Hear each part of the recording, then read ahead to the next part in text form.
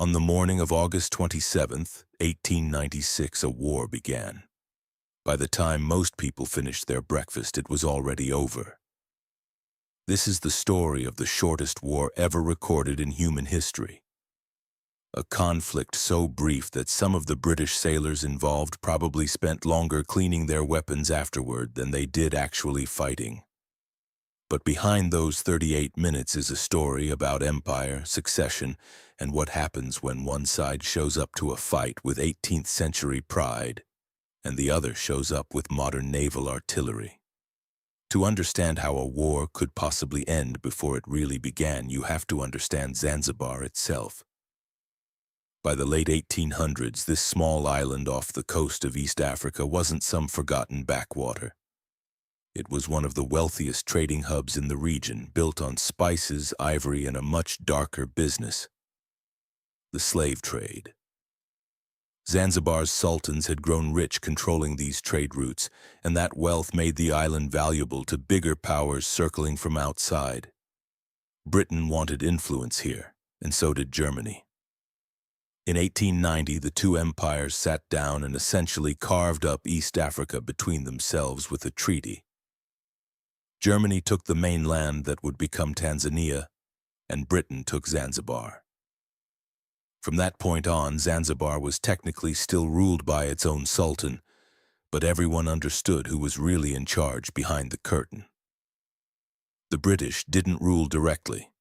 They preferred a quieter method. They installed a sultan who would cooperate with British interests, someone who looked like a legitimate ruler to his own people while taking direction from London. That sultan was Hamad bin Thuwaini, who took the throne in 1893. He was popular enough with the British, deeply unpopular with many of his own subjects, who resented losing control over their own affairs and watching the lucrative slave trade get dismantled piece by piece under British pressure. For 3 years, this arrangement held. Then on August 25, 1896, Sultan Hamad died suddenly. Officially, the cause was never confirmed. Unofficially, almost everyone on the island suspected poison, and almost everyone pointed a finger at the same man. That man was Khalid bin Barghash, the Sultan's nephew, who didn't wait for any official process before making his move. Within hours of his uncle's death, Khalid walked into the palace in Zanzibar town and declared himself the new sultan. There was just one enormous problem. Under the treaty Britain had with Zanzibar, no new sultan could take power without British approval first. Khalid had skipped that step entirely. The British consul on the island, a man named Basil Cave, immediately sent word that this was unacceptable and that Khalid needed to step down. Khalid's response was to do the opposite of stepping down. He barricaded himself inside the palace complex along with roughly 2,800 supporters. A mix of his personal guard, palace servants, and armed civilians who'd rallied to his cause. He had artillery. He had machine guns. He had a small armed yacht anchored in the harbor. What he didn't have was any real understanding of what he was about to be up against.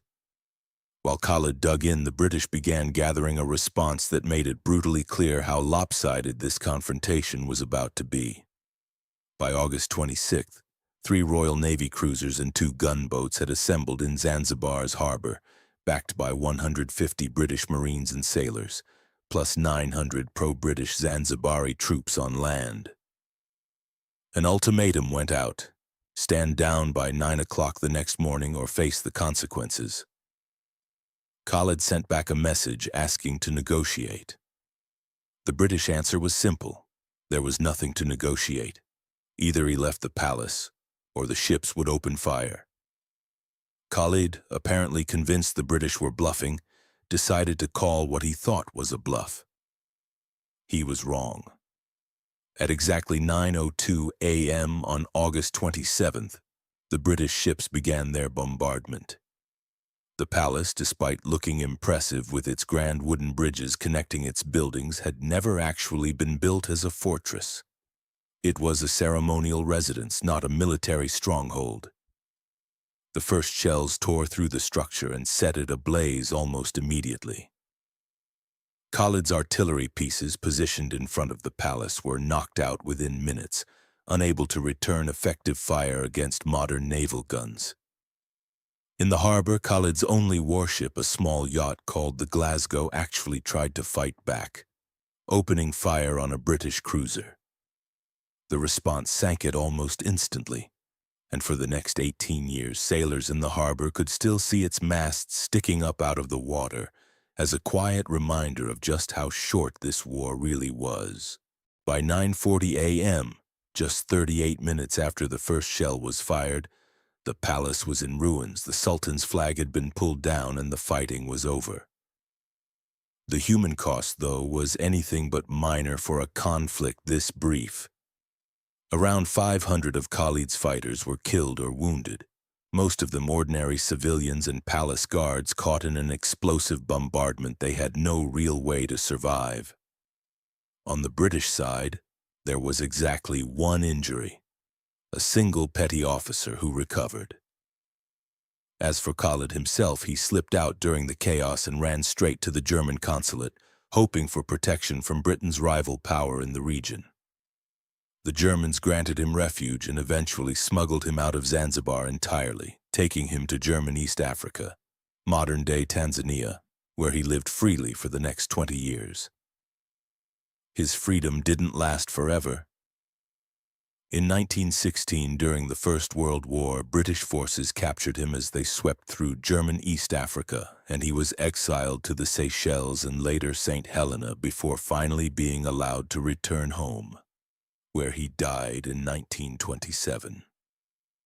Within hours of Khalid's defeat, the British installed their own replacement, a sultan named Hamad bin Muhammad, who understood exactly what had just happened to the last guy who didn't cooperate.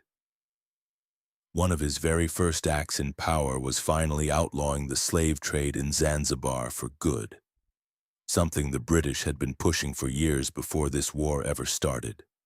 Here's what makes this story worth remembering. Beyond the sheer novelty of the shortest war ever, this wasn't really a war between two roughly equal sides. It was a demonstration. Britain didn't need 38 minutes to win. The outcome was decided the moment modern naval artillery faced off against a ceremonial palace with no real defenses. The real story here isn't about military strategy at all. It's about what empire actually looked like at the end of the 19th century. A single afternoon where one side had simply never been given a real choice in the matter, dressed up afterward in the language of treaties and legitimate succession. So here's a question worth sitting with. How many other conflicts in history were decided before the first shot was even fired by the sheer gap in power between the two sides? Let me know what comes to mind in the comments, and if you want more stories like this one, the strange, the brutal, and the barely believable corners of history, subscribe to Chronicle Vault. There's a lot more in the vault.